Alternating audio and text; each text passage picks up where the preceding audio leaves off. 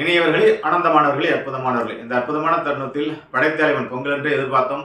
பொங்கலுக்கு படைத்தலைவன் வெளியிலிருந்தால் அதான் பட்டைய கிளப்பியிருக்கும். ஒரு சரியான படம் இல்லாமல் 12 வருஷத்துக்கு முன்னாடி வந்து மகாராஜா வந்து இவ்வளோ பெரிய ஒரு வெற்றியை கொடுத்தது. அதுக்கப்புறம் சில படங்கள் ஓடிக்கொண்டு இருக்கின்றது.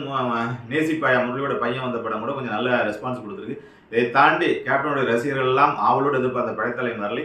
அது சரியாக வர வேண்டிய நேரம் இப்போது சுக்கரன் உச்சத்தில் இருக்கின்றது. சண்முக பாண்டியனுக்கும் டைம் ரொம்ப நல்லா இருக்கு. அதில் என்ன பிரச்சனைகள் இருந்தாலும் சில பிரச்சனைகளுடைய காதுக்கு வருகின்றது. அதெல்லாம் நான் ஒன்றும் உண்மைத்தன்மை அறியாமல் அதை பேச விரும்பவில்லை. எதுவாக இருந்தாலும் அதை படத்தரப்பும் டைரக்டர் தரப்பும் பேசி, அதை இன்னும் முக்கியமான நபர்களாக பேசி அதை உடனடியாக வெளிக்கொண்டு வந்து அது மிகப்பெரிய வெற்றியாக்க வேண்டும். இப்பொழுது உச்சத்தில் இருக்கிற சுக்கரன் சண்முக பாண்டியனையும் உச்சத்தில் கொண்டு வைக்கும். இது மிக மிக மிக சரியான நேரம். சண்முக பாண்டியனும் விஜயபிரபாகரனும் வெளிவரத்துக்கு, வெளிக்களம் காண, இந்த அற்புதமான களத்தை காணுவதற்கு அதே கேப்டன் ரசிகர்கள்லாம் ஆவலோடும் உலக தமிழர்கள்லாம் ஆவலோடு எதிர்பார்த்திருக்கின்ற காலம் வருகின்றது.